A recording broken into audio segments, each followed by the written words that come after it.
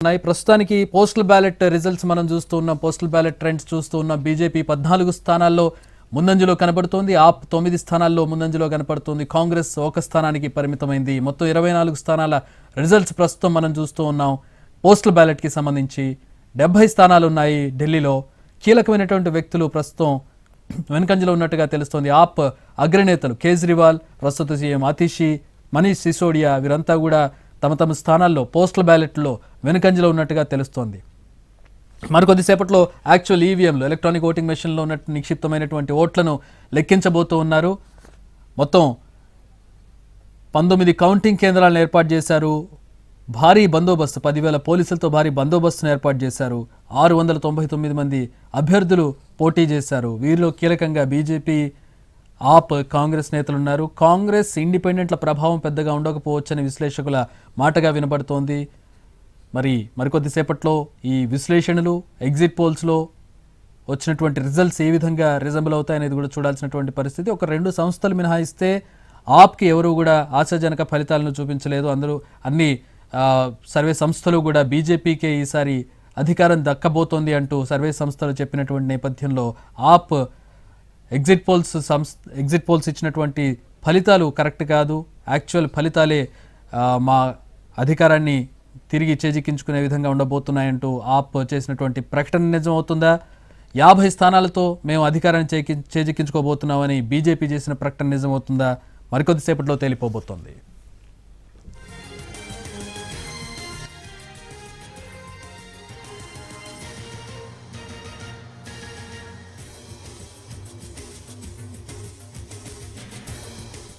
Counting ప్రారంభమైంది. Counting కేంద్రాల దగ్గర పరిస్థితి ఏ విధంగా ఉంది, పోస్టల్ బ్యాలెట్ ట్రెండ్స్ ఏ విధంగా ఉన్నాయి, మా ప్రతినిధి అడిగి తెలుసుకుందాం. ఢిల్లీ నుంచి జాయిన్ అవుతున్నారు. పోస్టల్ బ్యాలెట్ ట్రెండ్స్ ఏ విధంగా కనపడుతూ ఉన్నాయి? కీలక ఆప్ నేతలు వెనుకంజలు ఉన్నట్టు కనబడుతోంది. పోస్టల్ బ్యాలెట్ అఫ్ కోర్స్ ఇవి ప్రామాణికం కాకపోయినప్పటికీ ఫర్ ది ఫ్యాక్ట్ వెనుకంజలు ఉన్నట్టు కనపడుతోంది.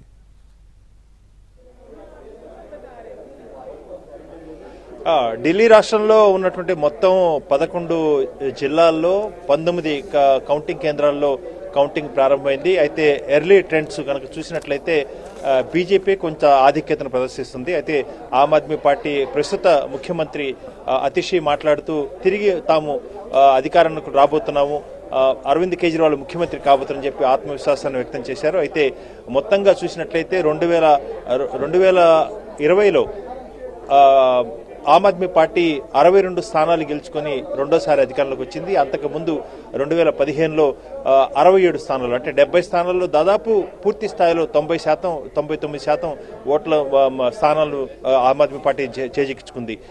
2015లో 67 స్థానాలతో, 2020లో 62 స్థానాలతో అధికారంలోకి వచ్చిన ఆమ్ ఆద్మీ పార్టీ మూడోసారి కూడా అధికారంలోకి వస్తామన్న ఒక అభిప్రాయాన్ని, ఒక ఆత్మవిశ్వాసాన్ని వ్యక్తం చేస్తున్నారు. అయితే బీజేపీ కూడా పూర్తి స్థాయిలో తమ విశ్వాసాన్ని వ్యక్తం చేస్తున్నారు. ఎర్లీ ట్రెండ్స్ కూడా ఆ రకంగానే ఉన్నాయి. బీజేపీ మొత్తంగా ఇప్పుడు ప్రస్తుతం కనుక చూసినట్లయితే దాదాపు 14 స్థానాల్లో ఆధిక్యత ఉంది. ఆమ్ ఆద్మీ పార్టీ 11 స్థానాల్లో ముందంజలో ఉంది. నువ్వా నేనా అన్నట్లుగా చాలా ఆమ్ ఆద్మీ పార్టీ, బీజేపీ ఈ 2 పార్టీల మధ్యనే ప్రధానంగా పోటీ ఉన్నట్టుగా తెలుస్తుంది. అదే విషయాన్ని ఎగ్జిట్ పోల్స్ లో కూడా అదే విషయాన్ని చెప్పారు. 2 పార్టీల మధ్యనే ప్రధానమైనటువంటి పోటీ ఉండగా ఆమ్ ఆద్మీ పార్టీ పూర్తి స్థాయిలో ఆరోగ్యం, అదేవిధంగా విద్యా రంగాల్లో తాను చేసినటువంటి సేవలు, సంక్షేమ పథకాలు తిరిగి తనను అధికారంలోకి వస్తాయని ఒక ఆత్మవిశ్వాసాన్ని వ్యక్తం చేస్తున్నారు. బీజేపీ పెద్ద ఎత్తున సంక్షేమ పథకాలతో పాటు ఢిల్లీ రూపురేఖలనే మార్చే విధంగా అనేకమైనటువంటి నూతనమైనటువంటి విధానాలను చేపడతామని చెప్పి, అదేవిధంగా పూర్తి స్థాయిలో రూపురేఖలనే మారుస్తామన్న అంశాన్ని కూడా బీజేపీ హామీ ఇచ్చింది ప్రజలకు. అయితే రోడ్లు కానీ, మౌలిక సదుపాయాలను కల్పించడం కానీ ఆమ్ ఆద్మీ పార్టీ విఫలమైంది, అవినీతి పాలన అందించిందని చెప్పి బీజేపీ చేసిన వ్యాఖ్యల పట్ల ప్రజలు ఏ రకంగా స్పందిస్తారు, బీజేపీకి ఓటేస్తారా లేకపోతే ఆదరిస్తారన్న అంశాన్ని మరికొద్ది క్షణాల్లోనే స్పష్టం కాబోతుంది.